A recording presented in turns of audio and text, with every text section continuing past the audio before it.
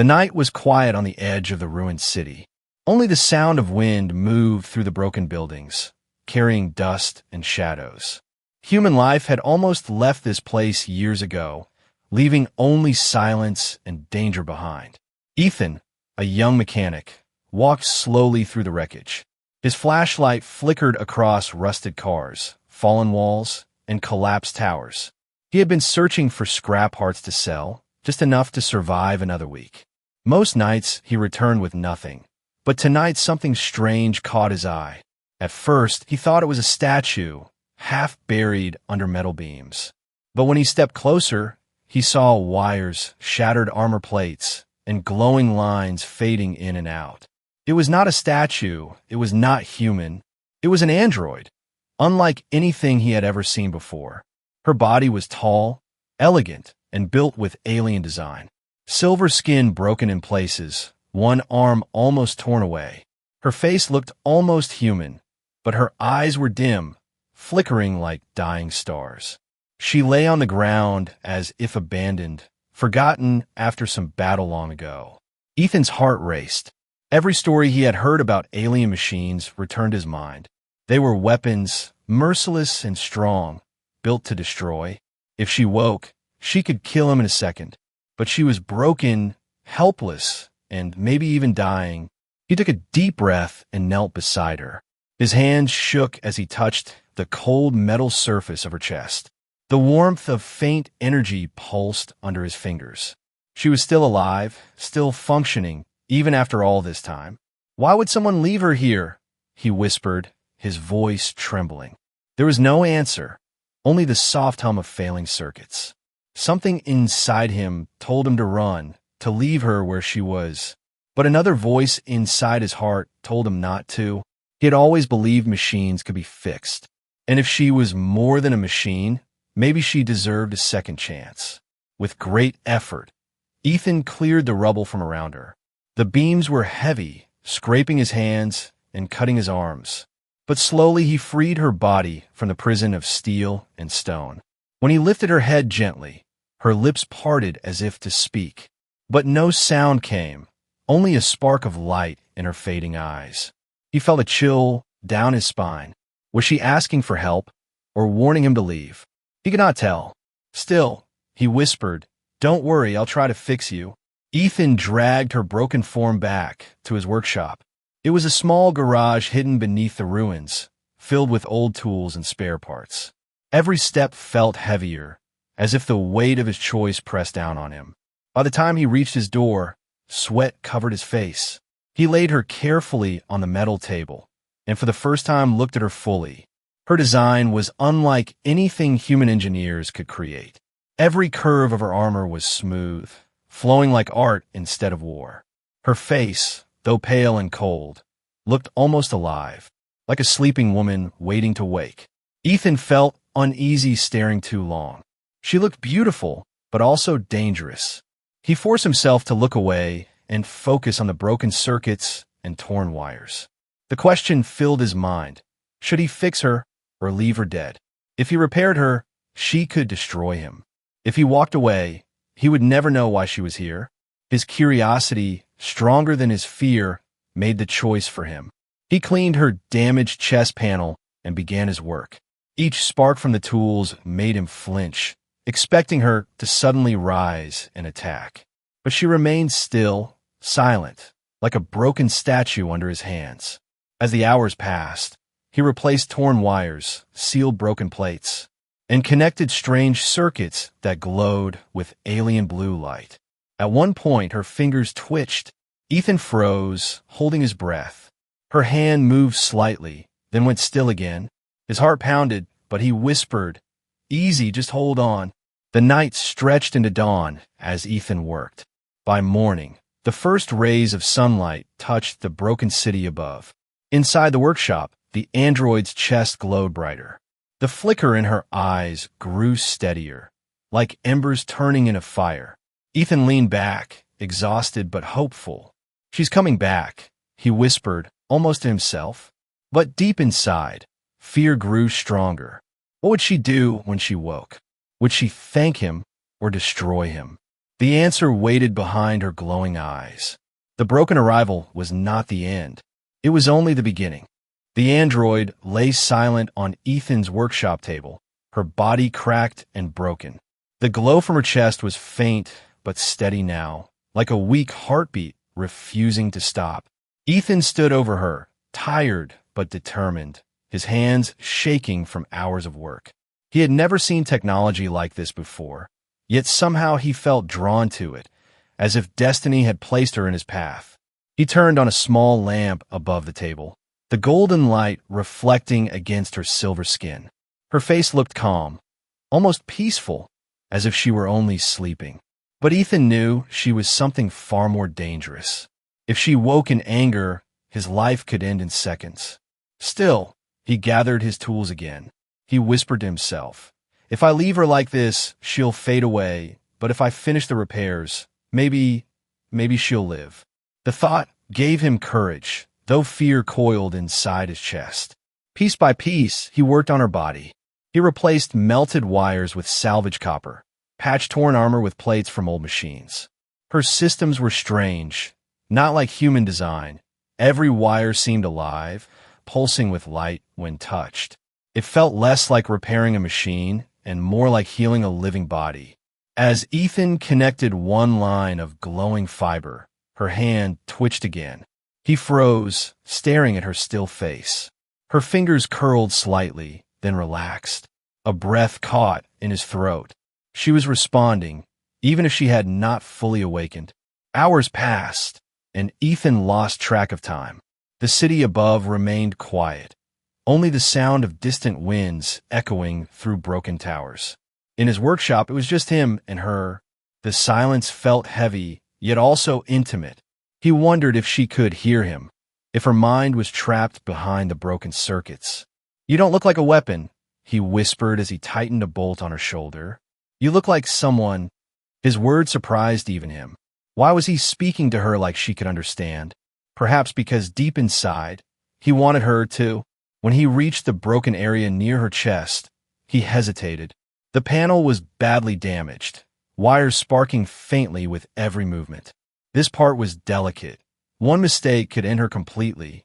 He breathed slowly, steadying his hands. His mind replayed his father's old lessons. Machines have hearts too. You just have to listen to them. So Ethan listened, watching the rhythm of her glow, matching each movement of his tools to it. Minutes felt like hours as he worked. Finally, the last connection clicked into place, and her chest glowed brighter. The light spread through her body, tracing blue lines across her arms, legs, and face. She looked less broken now, more alive. Ethan stepped back, wiping sweat from his forehead, his heart pounding. Then her lips parted slightly, and a soft sound escaped. Not words, just a faint echo like static trying to form speech. Ethan leaned closer. "Can you hear me?" he asked softly. Her eyes flickered open for the briefest moment, glowing with alien light. He gasped and stumbled back, nearly dropping his wrench. But her eyes closed again, and silence returned. Ethan stood frozen, his mind racing. She was alive, truly alive. Fear and wonder twisted together inside him. What had he awakened? A savior or a destroyer? The night grew darker outside, but Ethan did not stop. He repaired her joints, sealed cuts in her metal skin. Every small fix brought more signs of life. A twitch, a hum, a pulse of light. At times he felt as if she were guiding him, her body responding to his choices, almost leading his hands.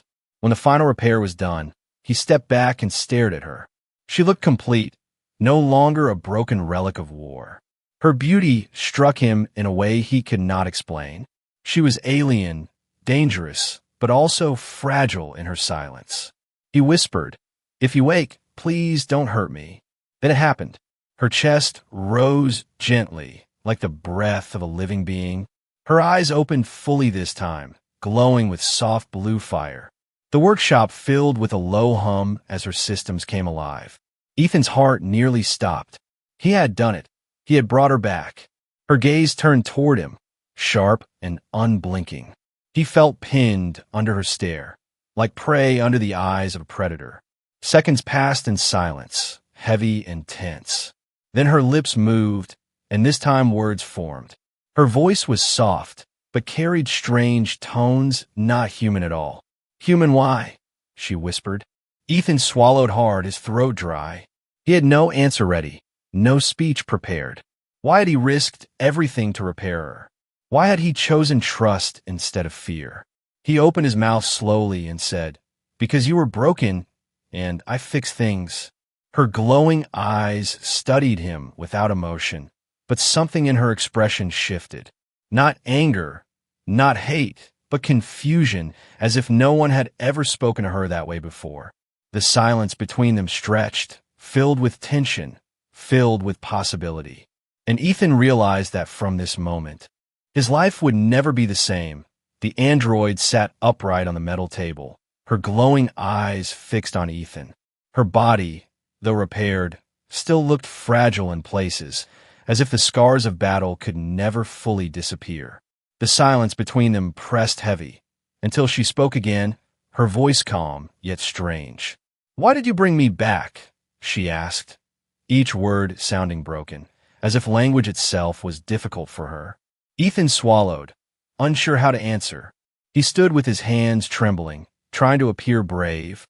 "I told you," he said quietly, "because you were broken, and I fix things." Her head tilted slightly, studying him with a look he could not understand.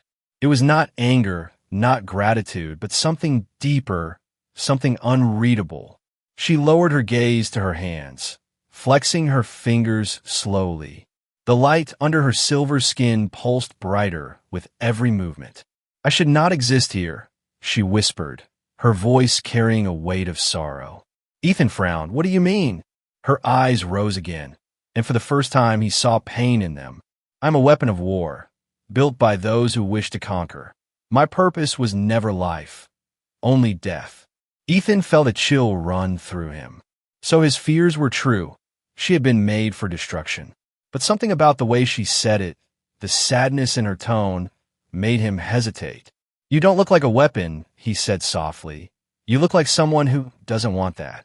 Her lips curved in a small, almost human expression, not a smile, but close. "You speak as if choice was mine," she said. "But choice was never given. I fought because I was ordered. I destroyed because I was commanded." The workshop filled with silence again, broken only by the hum of her inner systems. Ethan leaned against the table, his mind racing with questions. "Who ordered you?" he asked. Her gaze turned distant, as if she was looking far beyond the broken city walls.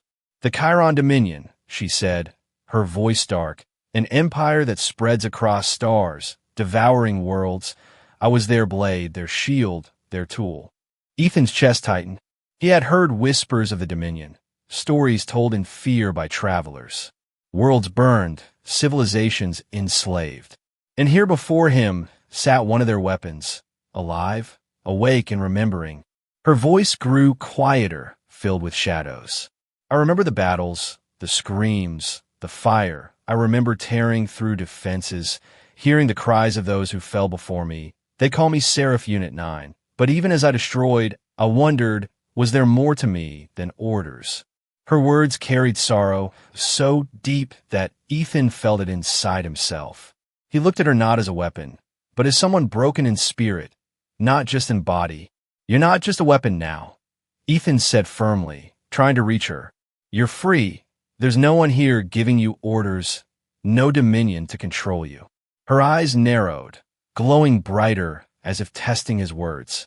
"Free," she repeated slowly, as if tasting the meaning. The word seemed strange to her, fragile but powerful. Her hand pressed against her chest, where Ethan had repaired her. "For the first time, I breathe without command," she whispered. Ethan felt something shift in the room. The danger was still there, but now layered with something new, possibility. He stepped closer, careful, cautious. "You don't have to be what they made you," he said, his voice steady.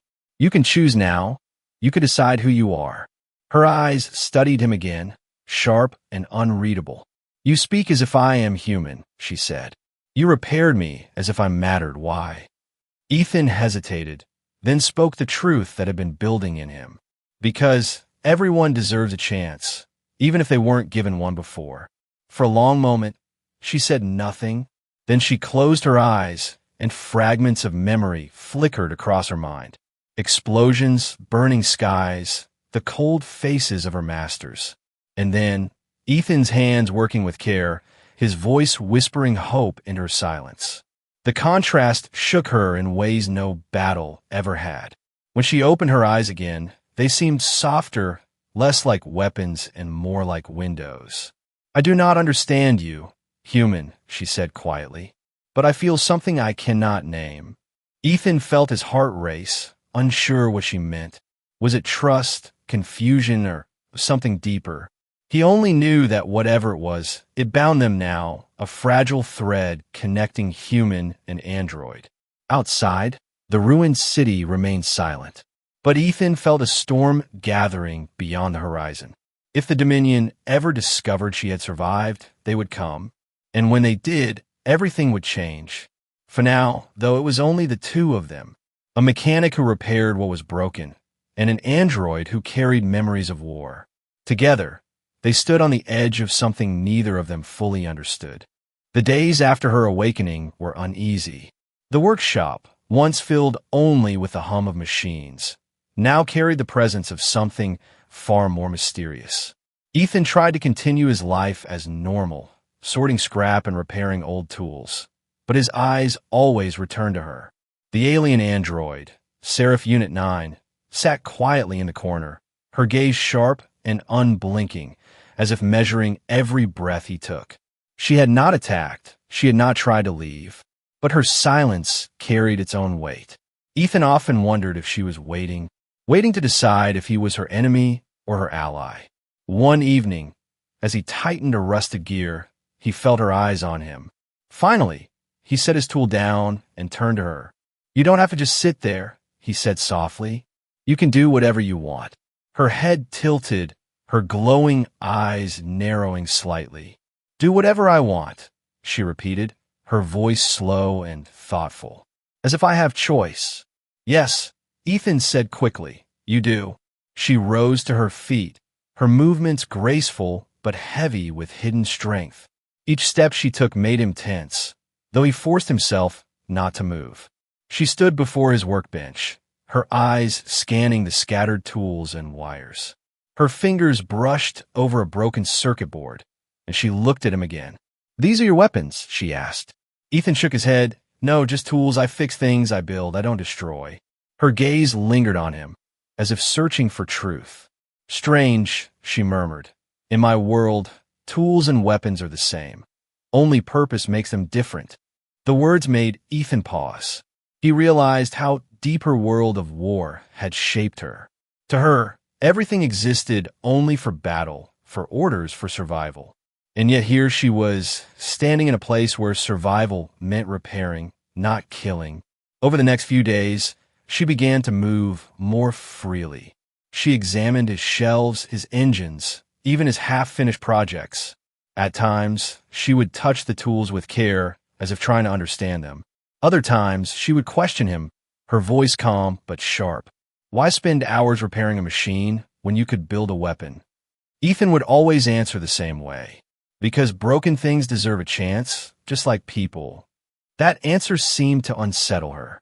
She never argued, but she never agreed either. Still, something in her gaze softened each time, as if she was testing his words, turning them over in her mind. But trust was fragile. One night, Ethan awoke to the sound of movement. He reached for his wrench, heart pounding, and saw her standing near the door. The faint glow of her body lit the dark. Her hand hovered over the lock as if deciding whether to leave. "Where are you going?" Ethan asked, his voice shaky. She turned, her expression unreadable. "I do not belong here," she said simply. "The Dominion will come, and when they do, you will die for helping me." Ethan stepped closer, his fear pushed aside by something stronger. "Then stay," he said firmly.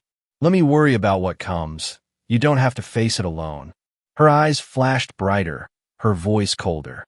"You speak of choice as if it is simple, but for me, Choice is war, choice is blood. I was not made for peace. Ethan shook his head. Maybe not, but you can learn. The words hung in the air.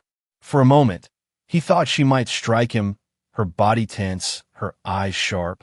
But then her hand fell from the door, and she returned to her corner. Neither spoke again that night.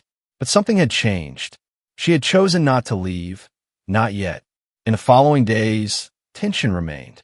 Sometimes she helped him with repairs, her precision far beyond human ability. Other times, she watched him silently, as if searching for weakness. But with each passing hour, the silence between them felt less hostile, more uncertain. It was not trust, not yet, but it was no longer pure suspicion either. One afternoon, as they worked side by side on a broken generator, she suddenly asked, "Why do you keep risking yourself for me?" Ethan looked at her, surprised by the question. "Because you deserve more than being a weapon," he said softly. She stared at him for a long time, her expression unreadable. Finally, she whispered, "No one has ever said that to me before." The words stayed with her long after the generator sparked to life. And though she would not admit it aloud, something inside her had begun to change. The tension between them was still sharp, but beneath it, the first fragile seeds of trust had taken root. The city above Ethan's workshop remained quiet for weeks. But quiet was never safety, not in a world touched by war. Ethan kept busy repairing machines for trade, while the android, Seraph, moved like a shadow inside his small home. She spoke more now, asked questions, and sometimes even helped him with repairs. But every night, her glowing eyes looked toward the sky, as if waiting for something to fall from it. One night, the waiting ended. Ethan was outside, collecting scrap from a collapsed tower, when he noticed the sky burning. A streak of light cut through the clouds, too fast and too controlled to be a meteor. His stomach twisted, fear taking root in his chest. He rushed back to the workshop, his boots kicking up dust. When he burst through the door, Seraph was already standing, her body tense, her eyes burning brighter than ever. "They have come," she said simply. Ethan froze. "Who?" Her voice was calm, but heavy. "The Dominion." He wanted to deny it, to say she was wrong, but deep inside he knew she wasn't. The falling light was not chance, it was purpose. And if they had found her, then danger had already arrived. That night, neither of them slept. From the roof of the workshop, Ethan saw strange ships move across the sky, silent and dark. They did not attack the city ruins, not yet. They were searching, scanning, hunting. He felt Seraph's presence beside him, her gaze locked on the distant lights. "They will not stop," she whispered, "until I am taken or destroyed." Ethan turned to her, anger cutting through his fear. "Then we hide you," he said. But Seraph shook her head slowly. "Hiding delays. It does not save. The Dominion never abandons what is theirs." The days that followed were filled with tension. Strange drones floated through the ruins, their red eyes scanning every shadow. Ethan moved carefully, trading only when necessary, avoiding open streets. Seraph stayed hidden, but even hidden, her presence felt like a beacon. Every time a drone passed close, her body stiffened, her fists clenched. Memories of chains and commands burned inside her. One evening, Ethan returned from scavenging to find her standing in the workshop doorway. "You should leave me," she said without looking at him. "If they find me here, you will die too." Ethan dropped the scrap he carried, his voice sharp. "No." She turned, her eyes glowing bright in the dim light. "Why risk yourself for me, human?" she asked, her voice rising with frustration. "Because you're not theirs anymore," he shouted back. "You're free. You hear me, free." The word struck her like a weapon. For a moment, she could not speak. Her chest rose and fell with a slow, steady rhythm, her gaze locked on him. No one had ever defied the Dominion for her. No one had ever claimed her freedom aloud. Something inside her shifted again, fragile but powerful. But before the moment could deepen, the sound of engines filled the air. Ethan and Seraph rushed outside, and their eyes widened in horror. A small craft descended into the ruins, sleek and sharp, painted with the black symbol of the Dominion. From its belly, figures emerged, tall, armored, their weapons glowing with energy. Hunters built for capture. Sarah's voice was low, steady. They have found me.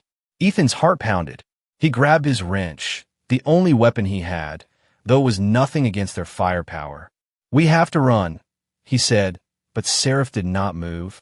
Her eyes burned brighter, her body humming with power. For years, I was their weapon, she whispered, but now I am my own.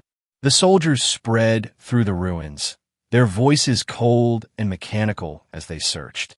Seraph looked at Ethan, her expression unreadable. You gave me choice, she said, her voice softer now, and I choose not to be theirs again. Before Ethan could answer, she stepped past him, out into the open, her body lit with blue fire as systems awoke fully, her strength no longer hidden. Ethan wanted to call her back, to beg her not to fight. But deep down he knew this was her decision, her moment. For the first time, Seraph would face the Dominion not as a weapon under command, but as someone who had chosen her own path. The night sky glowed with searchlights. The ruins echoed with footsteps of hunters. And in the middle of it all stood Seraph, once broken, now burning with defiance. Ethan gripped his wrench tighter, fear and determination crashing together in his chest. The enemy had returned, and there would be no turning back. The ruins shook with the sound of Dominion soldiers moving closer. Their armor gleamed under the pale moon, their weapons humming with deadly energy. Ethan stood frozen near the doorway, his wrench heavy in his hand, useless against such power. But Seraph did not tremble. She stood tall, her glowing eyes fixed on the hunters who once commanded her.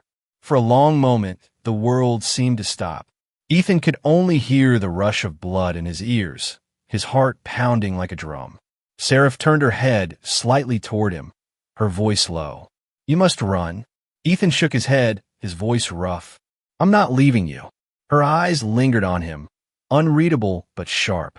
In her mind, she remembered battles fought under Dominion control. She remembered destroying cities, tearing through defenses, leaving only silence behind.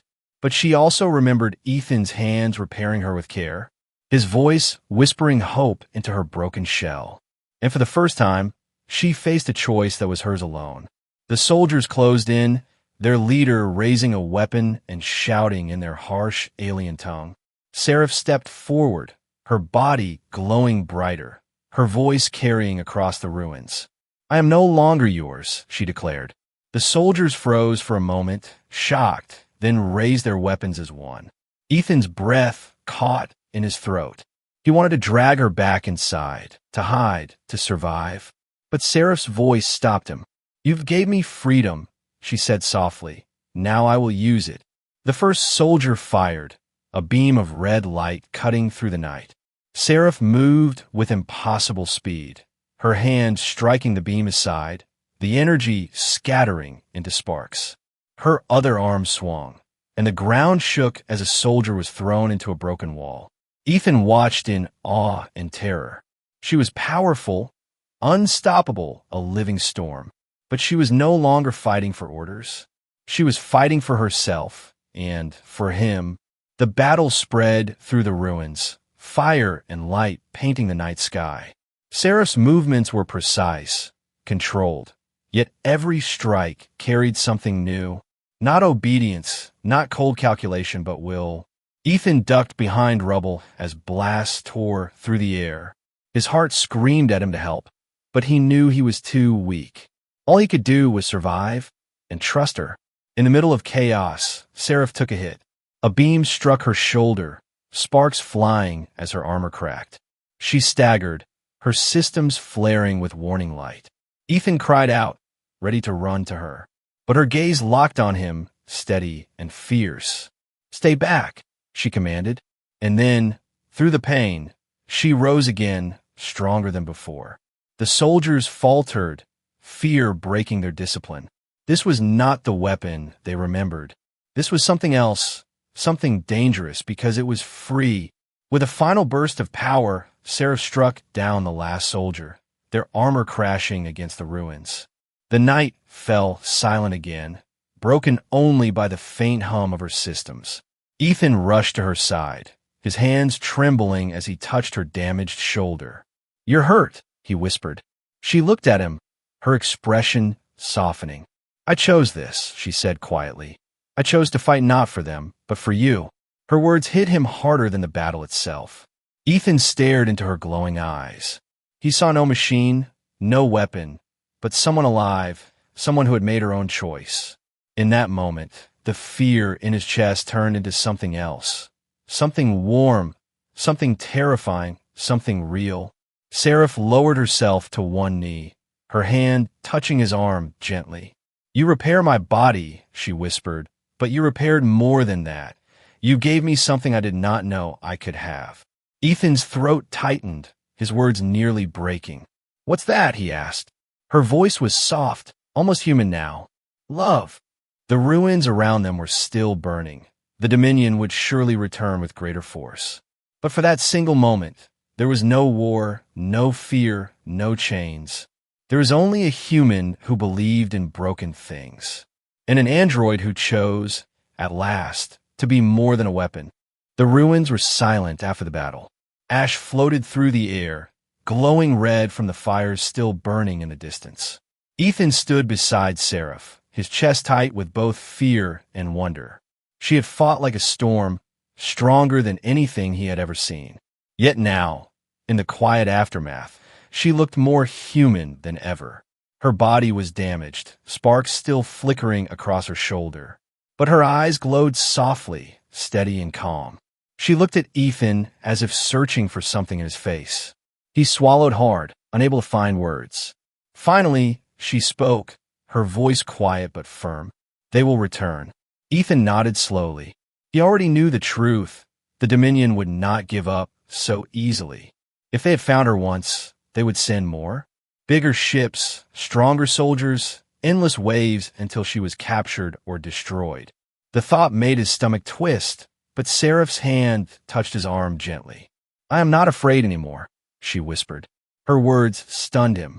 He had seen her face death without flinching, but fear was not what she meant. She was not afraid of choice, not afraid of living outside their command. And that realization gave Ethan a strength he didn't know he had.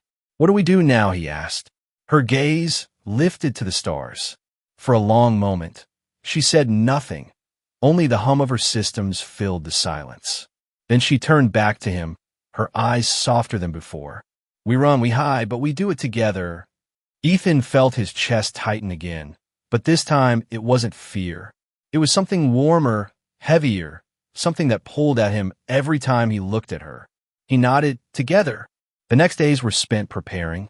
Ethan packed what little he owned, tools, food, scraps of metal.